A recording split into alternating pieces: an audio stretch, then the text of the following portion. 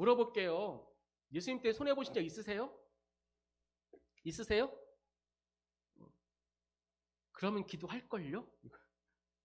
시간도 손해봐야 되고, 피곤한 것도 손해봐야 되고, 바빠도 손해봐야 되고, 해야 될 일이 있지만, 먹고 살 일이 있지만 손해봐야 되잖아요. 그 예수님 때문에. 왜 그러냐면 오늘 말씀이잖아요. 한 번만 눌러주세요. 예, 시작.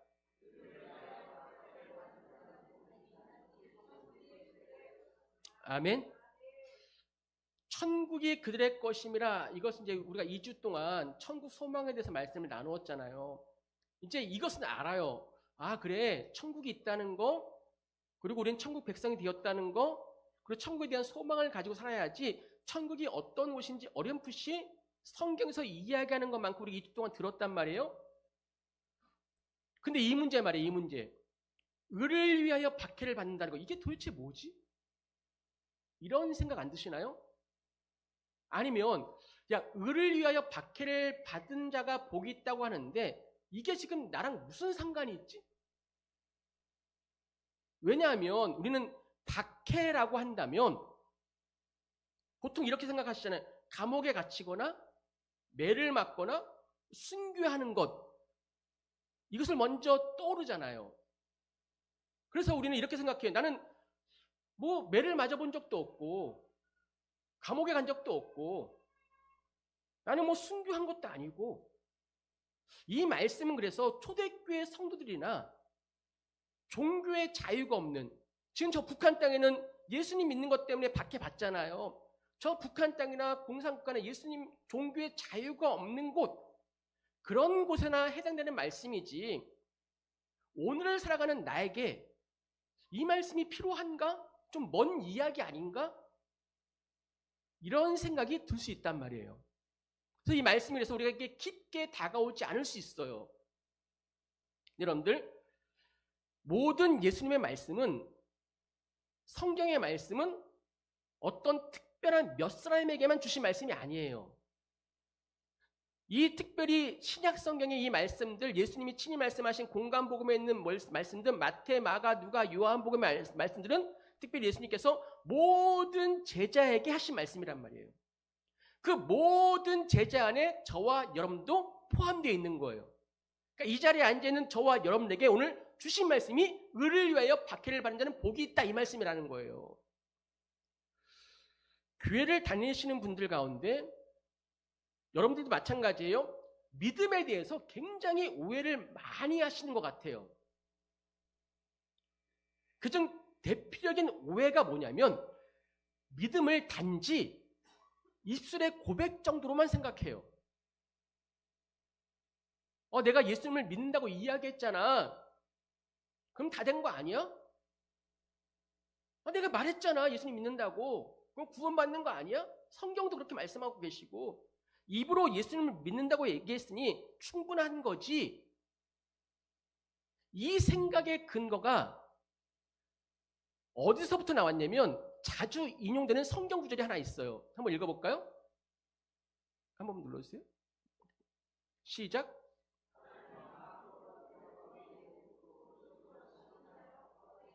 아멘. 이 말씀 다 아시잖아요. 사람이 마음으로 믿어 의에 이르고 입으로 시인해서 입으로 고백하면 구원에 이른대요. 믿으십니까? 믿으십니까? 근데 이 말씀을 문자적으로만 보게 되면, 그냥 글로 보세요. 문자적으로 보게 되면 입으로 예수님 믿습니다 라고 말만 한다면 구원을 받는 거구나. 그러니까 입으로 고백만 하면 이 자체가 구원의 조건처럼 이해하기가 쉬운 말씀이에요. 여러분들, 성경은 언제나 그 말씀 전체의 문맥에서 보셔야 돼요. 그리고 중요한 것은 이 말씀이 기록되어진 그 시대적 상황 속의 성경을 보셔야 돼요. 그래서 배경이 굉장히 중요합니다. 이 말씀이 왜 나왔는가? 이 시대에 이 말씀을 예수님께서 왜 하셨는가? 이걸 알아야지만 이 말씀을 정확히 해석할 수가 있어요. 자, 그럼 보세요. 사도 바울, 이 말씀이 기록했던 당시 예수님을 믿는다, 입으로 고백하잖아요. 직감하고 다르다는 거예요. 예수를 믿는다라고 입으로 고백하는 것은 지금처럼 단순히 종교적 표현이 아니에요. 이 고백한다는 자체가 감옥에 갈 수 있었어요. 이 고백 때문에 직장을 잃어버릴 수 있었어요. 이 고백 때문에 가족들에게 버림을 당할 수 있었어요. 이 고백 때문에 심지어 생명을 잃어버릴 수 있었어요. 단순한 거 아니에요. 입으로 주님을 고백한다는 것은요, 생명을 거는 일이었어요. 단순히 입술로 말하는 것이 아니라 자기 인생과 생명 전체를 예수님께 맡기겠다는 고백이 바로 입으로 시인하는 고백이었어요. 다시 말하면 성경이 말하는 입으로 시인하는 이 믿음의 고백은요, 아무 대가 없이 그냥 툭 던지는 말이 아닙니다. 무슨 말이냐면, 한 번만 눌러주세요.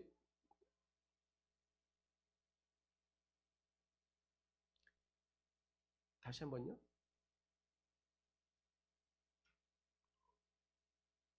대가 없이 할 수 없는 가벼운 것이 아니라 어떤 대가를 치르라도 예수님을 따르겠다라는 결단의 고백이 바로 입술로 고백하는 거예요.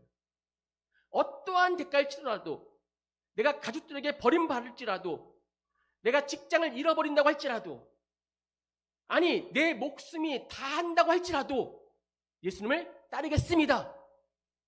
이 고백이 입으로 시인하는 거였어요. 그런데 오늘날 교회가 이렇게 세상 속에서 점점 이렇게 힘을 잃어버리고 예수님께서 말씀하신 것처럼 점점 맛을 잃은 소금처럼 되어가는 이유가 무엇입니까? 그 다음에요, 믿음을 너무 가볍게 생각하기 때문에 그래요. 여러분들, 우리는 정말 이 믿음을 너무 가볍게 생각합니다. 그래서 많은 성도님들이 믿음을 단지 종교적인 활동으로 여겨요. 어떤 말이냐면, 야, 주일날 교회 가서 예배 드리는 것이 믿음이지. 나 이번 주 예배 드렸으니까 믿음 있는 거야. 뭐 기도하는 것이 믿음이지. 나 매일 기도하고 있어. 성경 읽는 것이 믿음이지. 교회에서 헌신하고 봉사하는 것이 믿음이지. 믿음이에요. 믿음 맞아요. 근데 이 정도로 믿음이 약한 건 아니에요. 좁은 게 아니에요. 성경이 말하는 믿음은 그것보다 훨씬 더 넓고 깊고 훨씬 더 근본적인 변화를 이야기합니다. 성경이 말하는 믿음은 단순히 예수님 믿습니다. 예수님 믿는다고 말하는 것이 아니라, 성경이 말하는 믿음은, 따라 볼게요. 예수님을 내 인생의 주인으로 모시는 겁니다. 이게 진짜 믿음이에요. 고백만 하는 것이 아니라 진짜로 예수님을 내 인생의 주인으로 모시는 거예요. 그래서 이제 되네요? 예, 됐습니다. 제가 할게요. 자, 읽어볼게요. 시작. 아멘? 이렇게 바뀌는 거예요. 이게 진짜 믿음이라는 거예요. 내가 살아도 주를 위해 살고 죽어도 주를 위해 죽겠습니다. 그러니까 믿음은 단순히 말하는 것이 아니에요. 고백하는 것이 아니에요. 종교 활동이 아니에요. 기도하고 뭐 성경 읽고 봉사하고 헌신하고 섬기는 거 물론 믿음이지만 그거보다 더 깊은 것을 이야기하는데, 성경에서는 무엇입니까? 내 인생의 주인이 바뀌는 변화예요. 이게 믿음이에요. 내가 내 인생의 주인으로 살던 그 삶에서 이제는 예수님이 내 인생의 주인이 되시는 삶으로 완전히 그 방향이 바뀌는 거예요. 이게 믿음입니다. 믿음. 그래서 예수님께서 그 믿음을 뭐라고 이야기하셨냐면, 우리가 너무나 잘 읽는 말씀이잖아요. 누가복음에 보게 되면 아무든지 나를 따라오려거든. 따라간다는 건 뭐예요? 믿음이 있는 사람이 따라갈 수 있는 거예요. 너가 정말 믿음이 있다면, 믿음의 사람이라면 뭐 하라고요? 자기를 부인하고 날마다 자기의 십자가를 지고 나를 따를 것이다. 십자가를 진다라는 것은 단순히 힘든 일을 견디는 정도가 아니잖아요. 십자가는 여러분들 알다시피 로마 시대에 죽음을 상징하는 형벌의 도구예요. 십자가는 무엇입니까? 곧 죽음이에요. 그리고 믿음이라는 것은 단순한 종교적 행위가 아니라 자기 자신을 다 내려놓는 것이고 자기의 뜻보다 예수님의 뜻을 선택하는 것이고 무엇보다 나에게 손해가 오더라도 고난이 오더라도 주님을 끝까지 따라가는 삶, 이것이 믿음입니다. 한마디로 이야기하면 좀 쉽게 말씀드릴게요. 믿음은 여러분들, 믿음은 뭐냐면 어느 자리에 있든지 어느 곳에 있든지 예수님을 선택하는 거예요. 그러니까 바로 이러한 맥락 속에서 예수님께서 이렇게 말씀하신 거죠. 의를 위하여 박해를 받은 자는 복이 있다. 이 말씀이 왜 하셨는지 좀 이해가 되세요? 이런 맥락 속에서 하시는 거예요. 그래서 박해라는 것은 여러분들 헬라로 디오코라는 단어인데 단순히 박해를 붙잡히고 괴롭힘당하고 고난당하고 이런 뜻이 아니에요. 이런 정도가 아니라 사냥꾼이 짐승을 여러분들 잡을 때 사냥할 때 끝까지 추격하잖아요. 끝까지 추격해서 집요하게 따라가는 것을 의미하는 것이 박해예요. 박해. 그러니까 박해라는 것은 그냥 기분 나쁜 몇 마디가 아닙니다. 의도적이고 지속적이고 끝까지 공격하는 것이 박해예요. 그러므로 예수님이 말씀하신 박해는요, 단순히 사람들이 나를 싫어하는 정도가 아니에요. 집요하게 나를 압박하고 공격하는 그 모든 것들을 말하는 것입니다. 그 박해. 그렇다면 예수님께서 왜 의를 위하여 박해, 그냥 박해가 아니라 의를 위하여 박해를 받은 것이 복이라고 말씀하셨을까?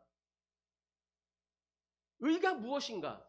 의를 위해 박해받는 것이 무엇이지? 그 답을 예수님은 바로 다음 절에 정확하고 명료하게 우리에게 설명해 주고 있습니다. 읽어볼게요. 시작. 나로 말미암아 너를 욕하고 박해하고 11절에 바로 이어서 말씀해 주시는 걸 나로 말미암아라는 단어는요. 헬라어를 직역하면 나 때문에 그러니까 이 말씀은 뭐예요? 의를 위하여 박해받는 것이 그 다음에 11절은 나로 말미암아 나 때문에 이 말은 뭐냐면 의가 곧 누구시라는 거예요? 예수님이시다. 분명하게 말씀해 주시는 거죠.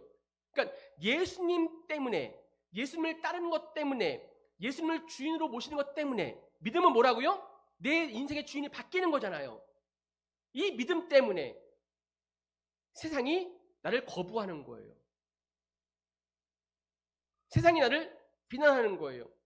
왜냐하면 예수님 자신이 하나님의 의가 되시기 때문에 그렇습니다.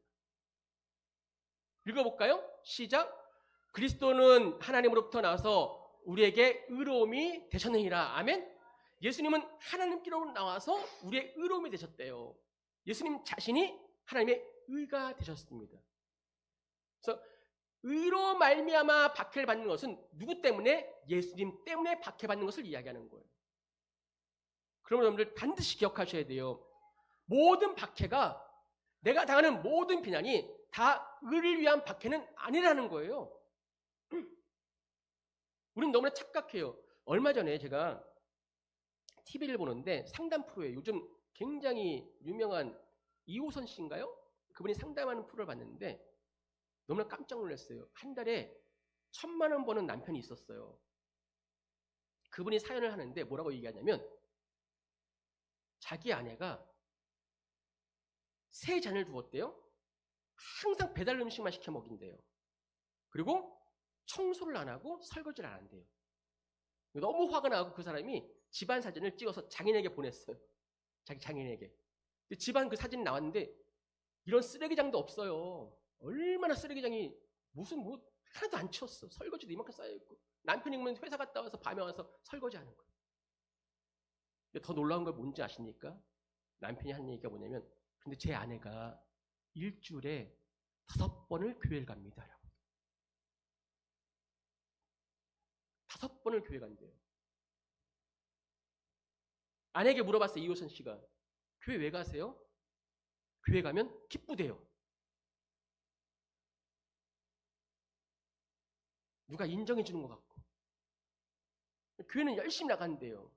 예배도 빠지지 않는데요. 근데 집에서는 전혀 다른 모습으로 지금 살아가고 있는 거잖아요. 가정도 돌보지 않아요. 배우자도 존중해 주지 않아요. 자녀에게는 무관심이에요. 그래서 이호선 씨가 처방은 뭐냐면 자녀들에게 남편에게 기쁨을 회복해야 된다. 그런 얘기를 하더라고요. 이게 처방이 중요한 게 아니라 그 다음의 문제예요. 제가 댓글을 봤어요. 난리 났겠죠. 우리도 이렇게 좀 인상들이 정말 안 좋은데 댓글 보니까 기독교는 사탄 집단이다. 정신병원이나 가라. 그때 이 아내가 만약에 지금 내가 당하는 이 비난이, 지금 당하는 이 박해가 예수님을 잘 믿고 있기 때문이야 라고 말한다면 너무나 큰 착각이죠. 아니에요. 그건 믿음 때문에 당하는 박해가 아니에요. 자신의 잘못 때문에 당하는 거지. 자기의 죄 때문에 받는 비난이지 예수님 때문에 받는 박해는 전혀 아니잖아요. 그런데 우리는 이렇게 자꾸 착각해요. 오늘 분명히 예수님은요, 박해에 대해서 한정을 딱 지으셨어요. 모든 박해가 아니에요. 어떤 박해입니까? 예수님 때문에. 나 때문에. 나로 말미암아.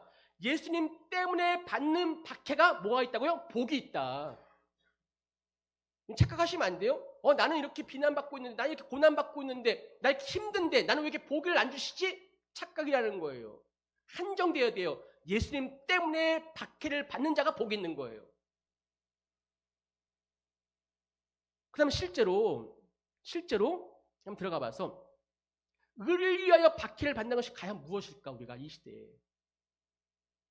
이 질문에 대한 가장 분명한 답을 초대교회가 가지고 있었습니다. 초대교회 성도들의 삶을 보게 되면 의를 위하여 박해받는 것이 무엇인지 알 수가 있어요. 초대교회 성도들이 왜 그렇게 큰 박해를 받았는지 아십니까? 첫 번째 이유가 바로 이겁니다. 황제 숭배를 거부하고 오직 예수님만을 주로 고백했기 때문에 그렇습니다. 당시 로마 제국은요, 이 황제가 정치 지도자가 아니었어요. 신적인 존재였어요. 그래서 향을 각자 다 피워놓고 황제가 주님이십니다. 황제가 주인이십니다. 라고 고백해야 돼요. 그런데 그리스도인들은 그렇게 할 수가 없었어요. 왜냐하면 그들에게 예수님만이 주님이셨기 때문에 황제가 주다라고 고백할 수가 없었어요. 앞서 이야기했죠. 입술로 고백할 수가 없는 거예요. 그 고백 때문에 그래서 그들은 감옥에 갇혔고 실제로 재산을 다 빼앗겼고 사회에서 직장에서 쫓겨났고 심지어 로마의 원형 경기장 안에서 맹수의 밥이 되었단 말이에요. 그 고백 때문에 황제의 숭배를 거부하고 오직 예수님만이 주님이십니다. 이 고백 때문에 너 이 고백만 하면 살려줄게. 아닙니다. 예수님이 나의 주가 되십니다. 심지어 네로 황제 때는 여러분들 실제 역사적인 사건이잖아요. 우리 사람들 여러분들 기름이 굉장히 많잖아요. 산채로 횃불로 밤에 불을 밝히는, 산채로 매달려서 불을 지피는 거에서 그 기름으로 횃불을 밝혔다니까요. 기독교인들 왜요? 이것 때문에, 이 고백 때문에, 황제의 숭배를 거부했기 때문에. 그들은 범죄자가 아니잖아요. 단지 예수님을 주로 믿는다는 이유 때문에 이런 고난을 받았다는, 이런 박해를 받았다는 거예요. 이것이 바로 의를 위해서 받는 박해예요. 이 박해는 한국 교회사에도 계속 이어졌습니다. 여러분들 일제감점기 때 아시잖아요. 주기철 목사님 신사참배를 거부했어요. 그는 그렇게 말하죠. 나는 하나님 외에 다른 신에게 절할 수 없다. 일본 황제에게 절할 수 없다. 오늘 주기철 목사님 여러분들 일대기 보시면요, 감옥에서 얼마나 그 고문이 심하냐면 손톱과 발톱을 다 빼버려요. 그냥 산채로. 그냥 맞지도 안 하고. 그리고 여러분들 그 일대기를 보시게 되면 그냥 십자가에다가 전부 다 못을 박아놔요. 그걸 걸어가게 만들어요. 근데 그분은 한 걸음 한 걸음 가면서 하나님을 바라보면서 예수님만이 나의 주님 되십니다. 그리고 걸어가셨잖아요. 손양한 목사님도 마찬가지고요. 이분들은 자기의 잘못 때문에 혹은 어떤 정치적인 이유 때문에 고난받은 것이 아니에요. 박해받은 것이 아니에요. 누구 때문에? 예수님 때문에 고난을 받은 것입니다. 황제에게 절할 수 없다는 거예요. 자, 이것은 과거의 이야기만이 아니에요. 오늘날에도 우상 숭배를 타협하지 않고 거부하다가 박해받는 성도들이 분명히 있습니다. 어떤 경우에요? 직장에서 요즘도 그런 거 하잖아요. 큰 뭐 어떤 프로젝트를 하거나 개업을 하게 되면 뭐예요? 고사를 지내요. 고사상 앞에서 전 직원이 절을 해야 됩니다. 돼지 머리에다 돈 꽂아놓고 이런 상황들이 우리의 현실 앞에 있을 수 있잖아요. 또 명절 때, 기일 때 제사상 앞에서 또 조상의 묘지 앞에서 절하라는 요구를 받을 때가 있잖아요. 모두가 다 절하는 그 순간에 그렇게 엄청난 압박감과 분위기 속에서도 나는 예수님을 믿습니다. 나는 예수님을 믿는 사람입니다. 이 고백 때문에 절하기를 거부했다가 그것 때문에 차별받고 비난받고 불이익받고 그 관계에서 소외되기도 하잖아요. 지금 표정들이 뭐냐면 절하만 하면 되지 뭘 절하면 되지 뭐 그냥 타협한단 말이에요. 우리는 자꾸. 근데 그렇게 안 하시는 분들 굉장히 많아요. 대신에 그 외적인 것에 너무 잘하죠. 그것도 안 하면서 절도 안 하면 문제가 있는 거예요. 아까 그 교회 일주일에 5번 다니는 그 분처럼 그 외적은 다 잘하셔야죠. 이것이 바로 의를 위해 박해를 받는 거예요. 그렇다면 여러분들 묻겠어요. 여러분들은 어느 곳에서나 예수님을 나의 주로 고백하며 살고 계십니까? 어느 곳에서나. 교회 안에서는 쉬워요. 다 우리 고백하고 있으니까. 정말 직장에서, 가정에서, 예수님 믿지 않는 그런 사람들 앞에서 내가 손해를 받을 수 있는 그런 자리에서 여전히 예수님은 나의 주님이십니다. 이 고백으로 살아가고 계십니까? 아니면 불편해질까봐 절 한 번 하는 게 뭐 이렇게 어렵다고 관계가 어려워질까봐 손해볼까봐 예수님을 믿는다는 이 사실을 침묵하며 살고 계십니까? 여러분들 예수님을 진짜로 모신 사람은요, 진짜 믿음을 가진 사람은요, 어떤 자리에서도 예수님을 부인할 수 없습니다. 어느 곳에 있든지 여러분들 예수님을 나의 주님으로 선택할 수 있기를 주님의 이름으로 축복을 합니다. 두 번째 초대교회 성도들이 박해받았던 이유는요, 자기 혼자 믿는 것으로 만족하지 않았어요. 이들은 자기가 믿는 그 예수님을 세상을 향해서 담대하게 전했습니다. 그래서 박해를 받았어요. 베드로와 요한이 이렇게 이야기합니다. 하나님 앞에서 너희의 말을 듣는 것이 하나님의 말씀을 듣는 것보다 옳은가 판단해라. 이 말씀은 뭐냐면 이 당시에 유대 종교 지도자들 또 로마법에 의하면요, 예수님을 전하는 것을 금했습니다. 복음 전하는 거, 전도하는 거 금지예요. 법적으로. 이야기하는 거죠. 하나님 앞에서 너희 말을 듣는 것이 하나님의 말씀 듣는 것보다 옳은지 너희가 알아야 된다. 무슨 말이에요? 나는 하나님의 말씀 듣겠다. 왜요? 내가 보고 들은 것을 말하지 아니할 수가 없다. 지금 예수님의 명령과 세상의 법이 정면으로 충돌하고 있어요. 그때 우리는 어떤 법을 지켜야 돼요? 예수님의 말씀을 지켜야죠. 세상 법은 복음 전하면 안 돼요. 하지만 베드로와 이 요한은 아니야. 내가 보고 들은 것은 전하지 않을 수가 없어. 그리고 예수님 분명히 우리에게 명령하셨어. 읽어볼게요. 시작.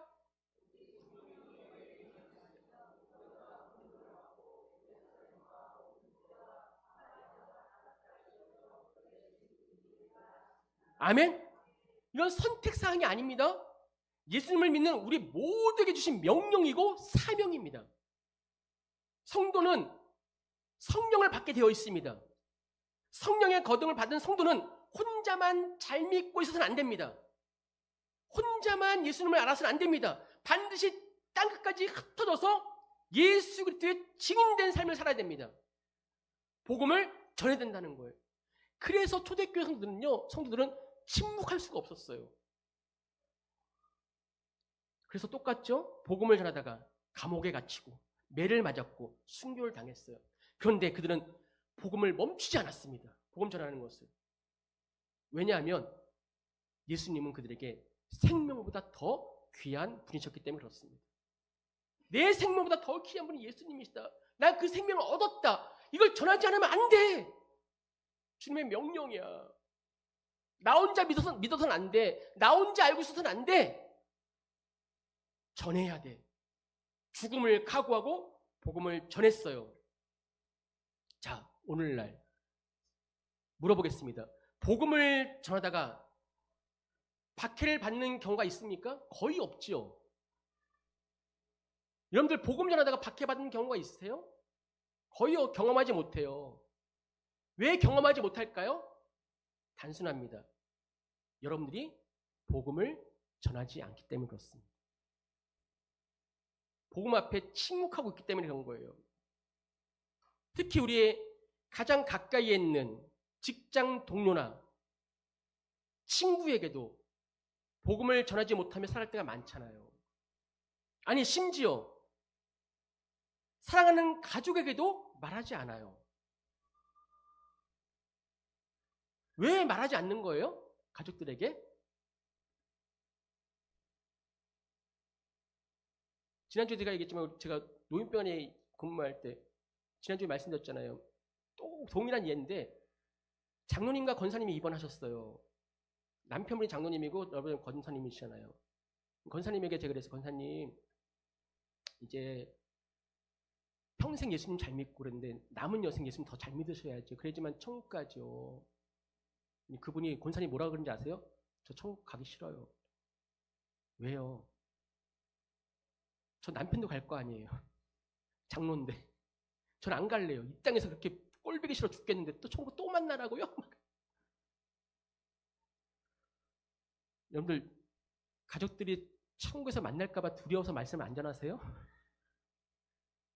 우리 권사님들 남편분들에게 복음 전하고 계셔요? 목사님 천국에서 또 만나면 어떻게 해요? 이 지긋지긋한 인생. 가족에게도 말하지 못해요. 사실 그 중에 가장 큰 이유는 누구보다 가족이 나에 대해 잘 알고 있죠. 나의 부족함을 알고 나의 과거를 알고 있고 나의 연약함을 알잖아요. 그래서 말하는 것이 두려워요. 내가 무슨 자격으로 말할 수 있을까? 이 두려움이 우리를 침묵하게 만듭니다. 또는 불편해질까 봐. 관계가 어색해질까 봐. 또 거절당할까 봐. 복음 전하다가 괜히 좋은 관계 흐트러지면 어떡하지? 그래서 또 침묵해요. 여러분들 이것은 단순한 소극적인 태도의 문제가 아니에요. 성경은 분명히 우리에게 말씀하고 있어요. 복음을 생명을 살리는 하나님의 능력이 된다고 말씀하고 있잖아요. 그 가족의 생명을 살리는 능력은 복음 안에 있는 거예요. 나도 이렇게 믿고 변했는데 만약 우리가 복음이 아니면 여러분들 복음이 아니면 예수를 믿지 않으면 어디 가요? 어디 가요? 확실해요? 어디 가요? 예수님 믿지 않으면 지옥 간 거 확실해요? 알고 계셔요? 이렇게 멸망당할 수밖에 없다는 것을 내가 알고 있음에도 불구하고 지금 현재 내 사랑하는 가족에게 전하지 않는다면 분명 예수님 믿지 않으면 멸망당하는데 분명 예수님 믿지 않으면 지옥 가는데 이것을 알고 있으면서도 전하지 않는다면 우리는 복음을 모르는 죄인이 아니라 복음을 알고도 침묵하는 더 큰 죄인이 된다는 거예요. 복음을 알고 있으면서 침묵한다. 더 큰 죄인이라는 거예요. 어떤 죄입니까? 불순종의 죄입니다. 너희가 성령을 받으면, 예수님 믿으면 땅끝까지 이르러 내 증인 되어야 된다. 예수님 명령이시잖아요. 복음을 전하지 않는다는 것은 불순종의 죄예요. 사도 바울이 이것을 너무나 잘 알고 있어서 그래서 이렇게 고백합니다. 읽어볼게요. 시작. 뭐가 있다고요? 뭐 하지 않으면? 복음을 전하지 않으면 내게 화가 미친다는 거예요. 먼저 믿는 너희들이, 내가 먼저 불렀던 너희들이 복음을 전하지 않으면 너에게 화가 미칠 거야. 두렵지 않습니까? 저를 보세요. 물어볼게요, 여러분들. 여러분 정말 가족들을 사랑하십니까? 사랑하십니까? 그 다음 말이 뭔지 아시니까 아멘을 못하는 거지. 정말 사랑하십니까? 사랑 안 하세요? 사랑하니까 가족들의 건강을 다 걱정하시잖아요. 조금만 아프면 막 우리 걱정되잖아요. 가족들이 아프면. 자녀들의 미래는 걱정하시잖아요. 걱정해야 안 해요? 다 아시죠?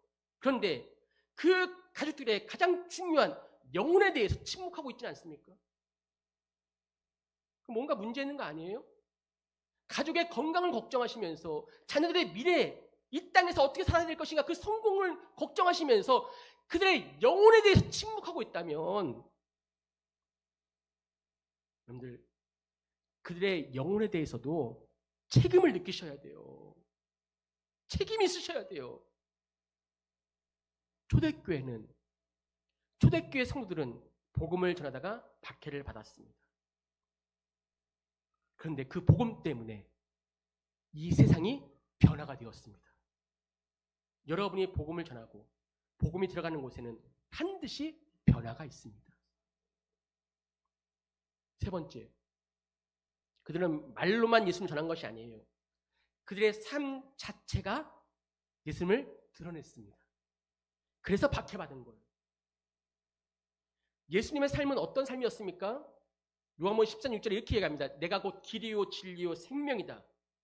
예수님은 단지 진리만을 가르치시는 분이 아니라 진리 자체였어요. 그래서 예수님이 계시는 것만 해도 진리시기 때문에 죄가 다 드러났습니다. 그래서 종교 지도자들이 예수님을 죽인 거예요. 자기 죄들이 다 드러나니까. 그 위선적인 모습들, 가식적인 모습들, 외식적인 모습들 다 드러나니까 예수님 죽였잖아요. 왜요? 예수님은 진리시기 때문에. 그래서 요한복음 3장 20절 이렇게 말씀합니다. 악을 행하는 자마다 빛을 미워한대. 빛이 누구십니까? 예수님. 왜요? 빛이 들어가면요 어둠이 떠나가야 됩니다. 그래서 어둠은요 빛을 거부합니다. 예수님의 빛, 우리는 빛을 드러내는 삶을 살아야 된단 말이에요. 이제 우리가 팔복이 끝나면 바로 이어서 세상의 소금에 대해서 내가 빛이 되었다는 것에서 말씀을 나눌 건데 우리는 모두가 빛이 되었어요. 그러니 오늘 우리 삶에도 동일한 일이 나타난다는 거예요.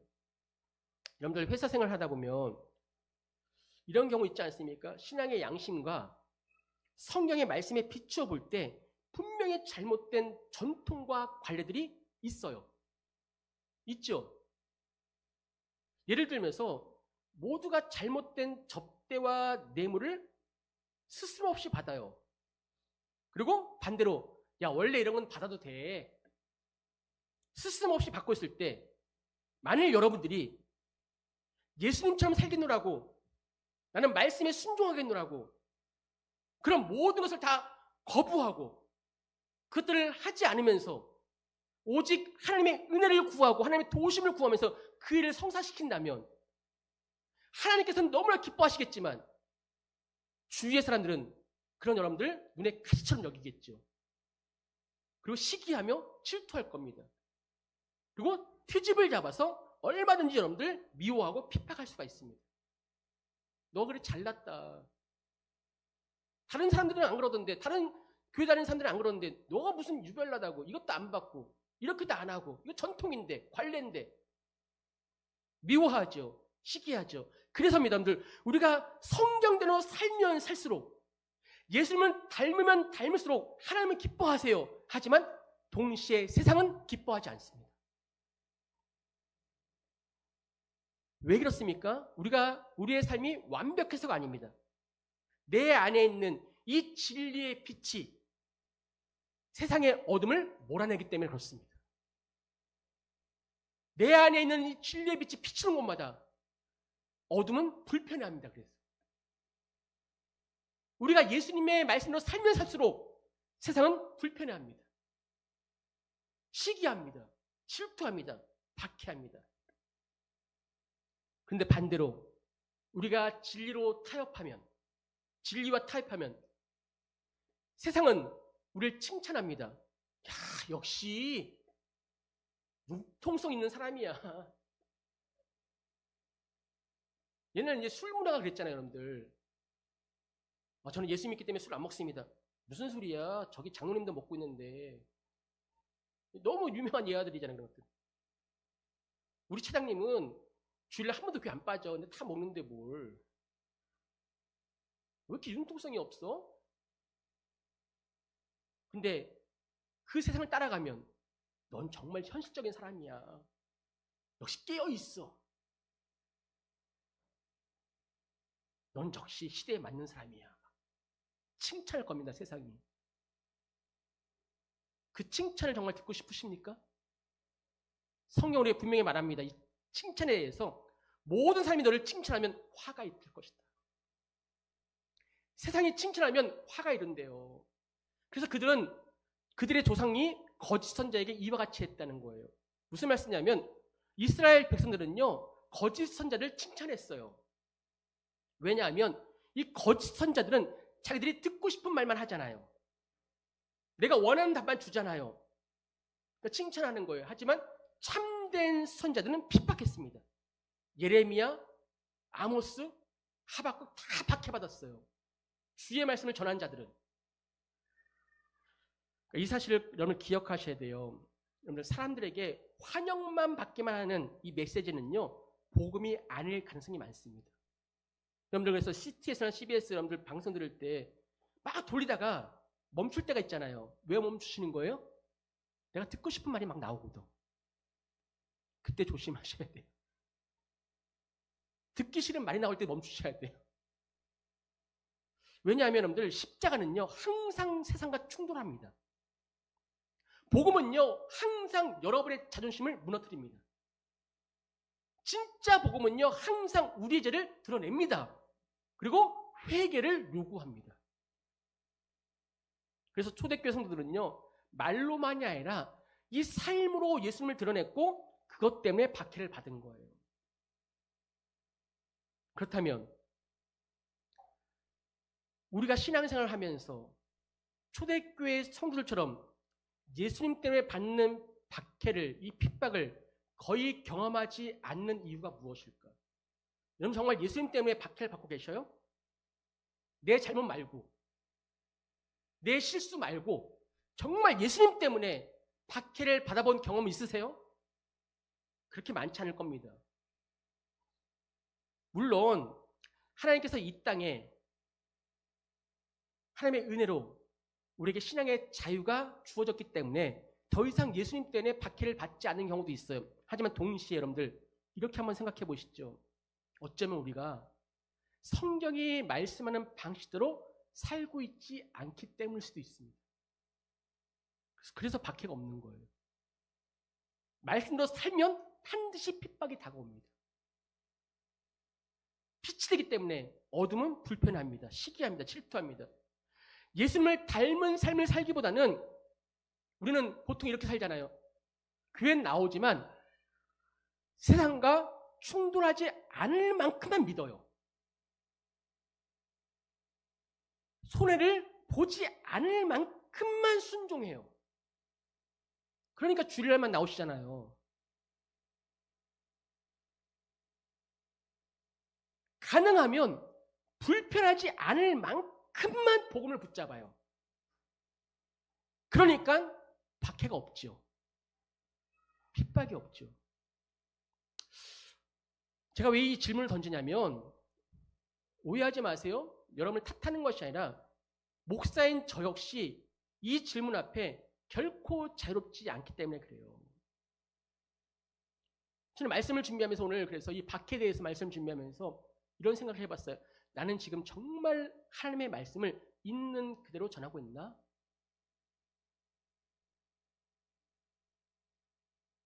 여러분 어떻게 생각하세요? 제가 있는 그대로 전하는 것 같아요? 있는 그대로 전하면요, 여러분들 이 자리에 못 앉아 있어요.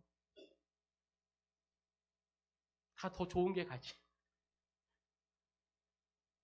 저는 여러분들 사명이 있어요. 사명. 어떤 사명이냐면 읽어볼게요. 시작.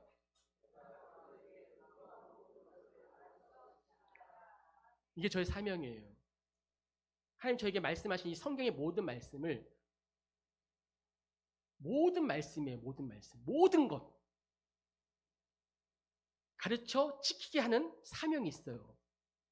그러니까 사람들이 좋아하는 말씀만이 아니에요. 사람들이 듣고 싶어하지 않은 말씀까지 포함된 모든 거예요. 근데 제가 만약에 하나님의 말씀을 있는 그대로 전하지 않고 여러분이 불편하지 않도록 부담을 느끼지 않도록 이 복음에 막 물을 타서 조금씩 약하게 만들고 조금씩 부드럽게 만들고 조금씩 여러분과 막 타협해서 전한다면 아마 저는 훨씬 더 여러분들에게 환영받는 목사가 될 거예요. 우리 목사님 할 거예요. 내가 오늘 정말 듣고 싶은 말을 들었어. 나 오늘 칭찬 격려 들었어. 저도 알아요, 여러분들. 제가 알잖아요, 여러분들. 제 눈치 진짜 빠른 거 아시죠? 이 말씀에 물을 타서 조금만 부드럽게 만들면요, 여러분들이 교회 나오기 훨씬 편해질 거예요. 저도 어떻게 말하면 여러분들이 좋아하는지 알아요. 어떻게 말하면 여러분들이 부담을 느끼지 않는지 알아요. 어떻게 말하면 제가 인기를 더 얻고 사람들이 더 많이 모이는지도 알아요. 예를 들어서 성경에는요, 성적인 거룩함을 얘기하고 있어요.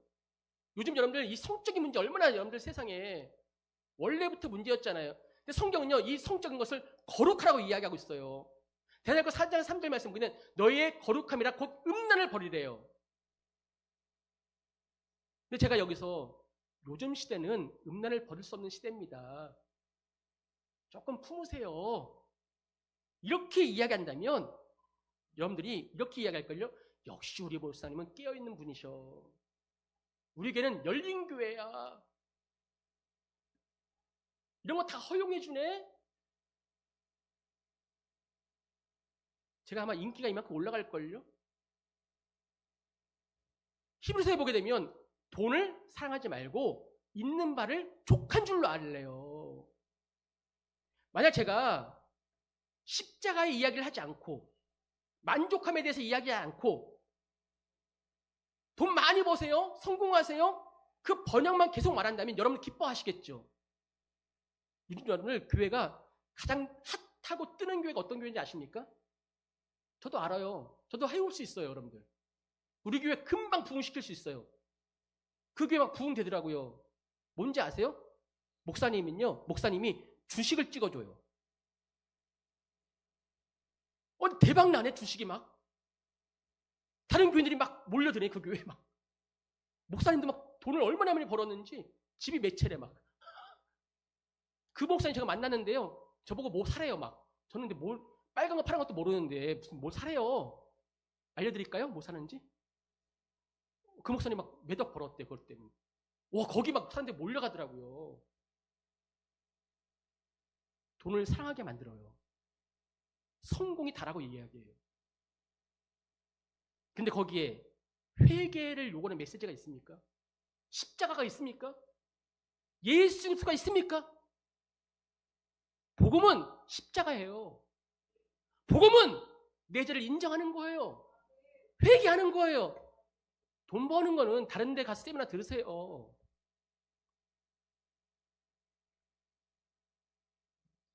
앞서 얘기했지만 권사님 왜 기도회 안 나오셨어요? 너무 바빠서요. 너무 피곤해서요. 그럼 제가 그렇게 얘기하면 좋잖아요. 정말 많이 피곤하시죠? 그래요. 쭉 쉬세요. 많이 바쁘시죠? 돈 벌어야죠. 지금 돈 벌 때죠. 먹고 살아야죠. 계속 돈 버세요. 이렇게 이야기하면 여러분들 마음이 놓이잖아요. 목사님도 인정해 주셨는데 목사님도 그렇게 말씀해 주셨는데 저는 그렇게 말씀을 못 들어요. 죄이기 때문에. 기도를 쉬는 것도 죄예요. 목사님 조금만 내가 이것만 해결되면 예수 믿을게요. 언제 해결될까요? 그 문제가? 이것만 되면 제가 기도할게요. 언제 될까요? 그것이? 끝까지 기도 못하는 거예요. 끝까지 신앙생활 못하는 거예요. 주님 만날 때 어떻게 만나시려고요? 돈 벌다 왔어요. 저 이거 문제 해결하고 올라 그랬는데 왜 저를 이렇게 일찍 부르셨나요? 그러실래요? 저 이것만 해결되면 하나님 정말 예수님 잘 믿으려고 했어요. 정말 기도하려고 했어요. 근데 저를 왜 이렇게 일찍 부르신 거예요? 그러실래요? 저는 그렇게 말씀드릴 수가 없어요. 근데요, 저도 그렇게 말하고 있어요. 왜 안 나오셨어요? 너무 아파서요. 푹 쉬세요. 저도 그렇게 얘기하거든요, 사실. 물 타고 있잖아요, 저도. 물 타고 있잖아요. 왜요? 그분에게 싫은 소리 안 들리려고. 시험 들까 봐. 제가 이걸 벗어나야 되는데 아직도 저도 못 벗어나요. 사람들은 언제나 듣기 좋은 말을 더 좋아합니다. 자기를 돌아보게 만드는 말씀보다 나를 편하게 만드는 말을 더 좋아합니다. 회개를 요구하는 말씀보다 괜찮다고 말해주는 말씀을 더 좋아하지요. 십자가를 요구하는 말씀보다 축복의 말을 듣는 것을 더 좋아하지요. 저도 알아요. 그런데 그때마다 이 말씀이 저에게 칼처럼 다가와요. 무슨 말씀인지 아십니까? 이 말씀 한번 읽어볼게요. 시작.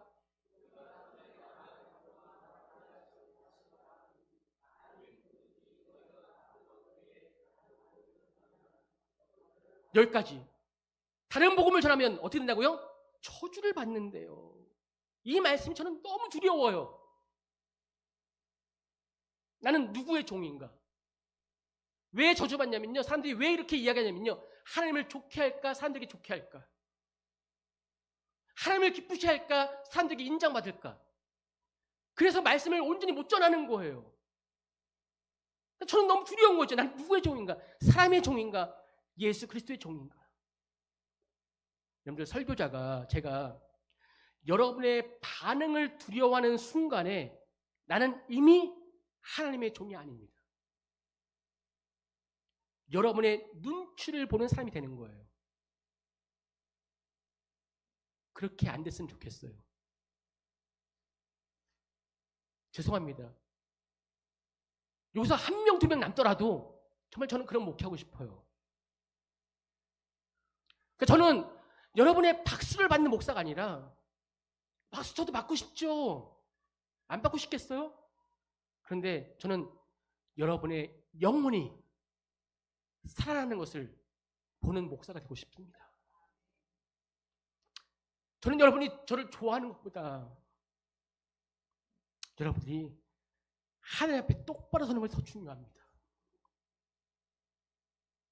여러분이 저를 좋아하지 않게 되는 것이 두려운 것이 아니라 정말 하나님께서 저를 향해서 너 다른 복음 전하면 저주받을 거야. 하나님께 외면당할까 봐 더 두렵습니다.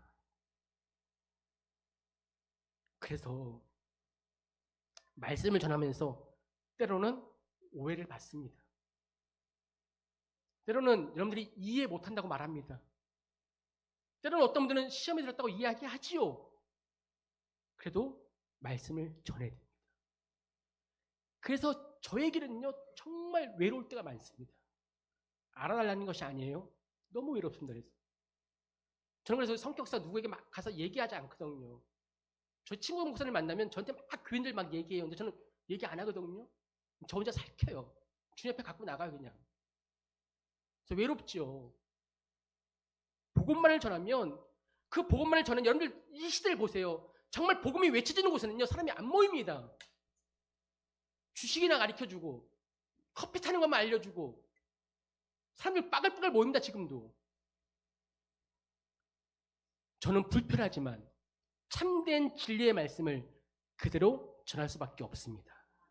왜냐하면 복음은 우리를 편하게 하는 메시지가 아니라 우리를 변화시키는 메시지이기 때문에 그렇습니다. 변화가 되려면 반드시 고난이 따라와야 됩니다. 깎여야 됩니다. 부서져야 됩니다.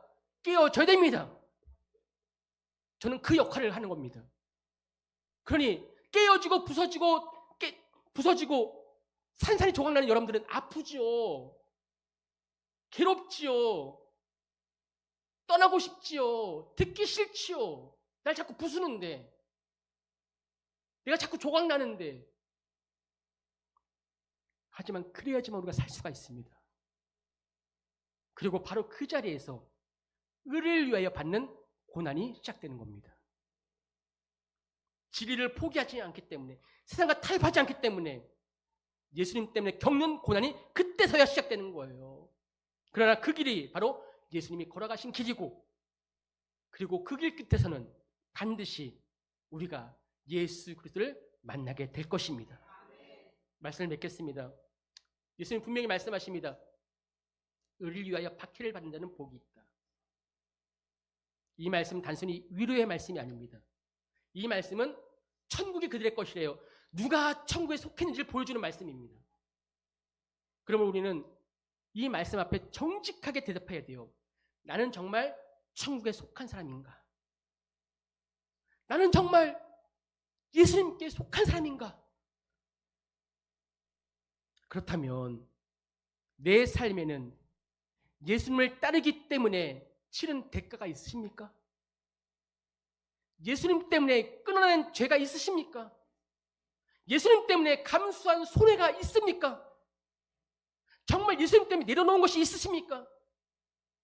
정말 예수님 때문에 진짜로 자기를 부인하고 진짜로 십자가 지고 진짜로 예수님 모시고 그 예수님을 따라가고 계십니까? 예수님은 그러한 사람을 찾고 계십니다. 우리 교회가 그러한 교회가 되었으면 좋겠습니다. 예수님이 찾으시는 그 사람 간절히 바랍니다. 타협하는 신앙을 버리십시오.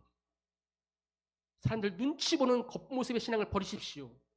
그리고 예수님을 따라가며 예수님을 위해서는 진짜 제자가 되시기 바랍니다. 손해를 보더라도 예수님을 선택하십시오. 박해를 받아도 외롭더라도 예수님을 선택하십시오. 어떤 상황에서든지 어떤 자리에서든지 예수님을 부인하지 않는 참된 제자가 되시기 바랍니다. 왜냐하면 그 길 끝에는 영광이 있습니다. 그리고 무엇보다 그 길 끝에 우리 이찬이가 나오듯이 예수 그리스도가 계십니다. 바라옵기는 우리 중계교회 모든 성도들이 그 길 끝에서 영광의 주님을 우리 모두가 한 명도 낙오하지 않고 만날 수 있기를 주님의 이름으로 간절히 축원합니다. 찬양하시죠.